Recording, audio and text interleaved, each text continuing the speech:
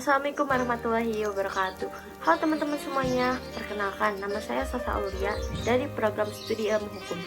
Di video kali ini saya akan meresum tentang pelajaran ilmu negara yang ditugaskan dari Bapak dosen CSA Teddy Lesmana SHMH.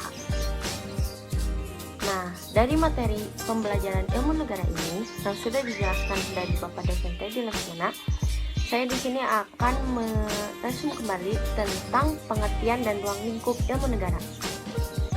Sebelum saya masuk ke materi tentang pengertian dan ruang lingkup, di sini saya akan menjelaskan dulu tentang sejarah kemunculannya ilmu negara.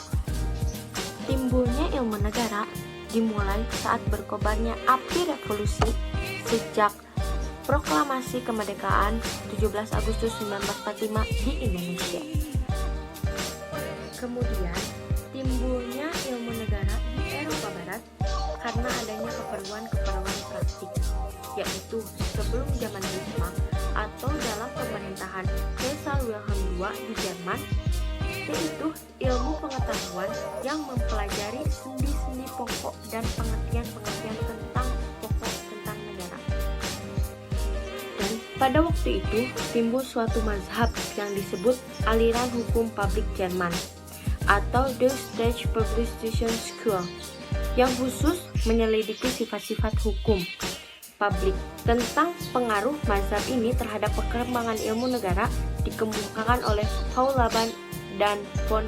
Lanjut ke bagian materi pengertian dan istilah ilmu negara. Secara etimologi atau asal kata, nah, ilmu negara terdiri dari dua gabungan kata, yaitu ilmu dan negara.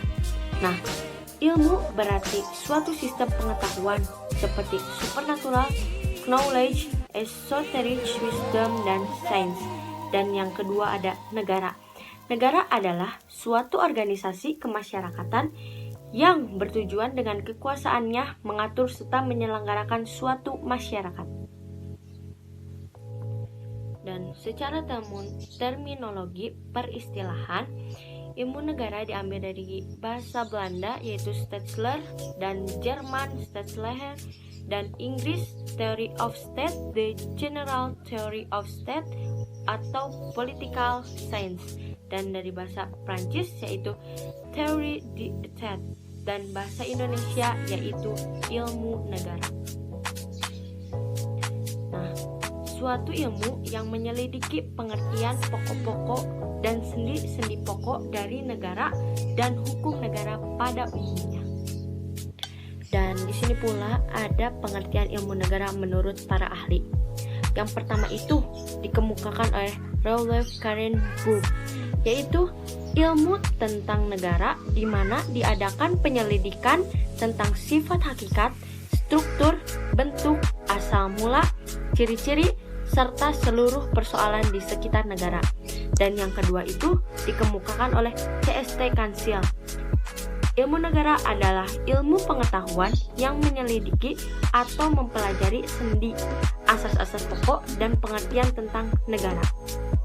Dan kemudian ada objek ilmu negara, terbagi menjadi 3 bagian yang terdiri dari mengenai asal mula negara, mengenai hakikat negara, mengenai bentuk negara.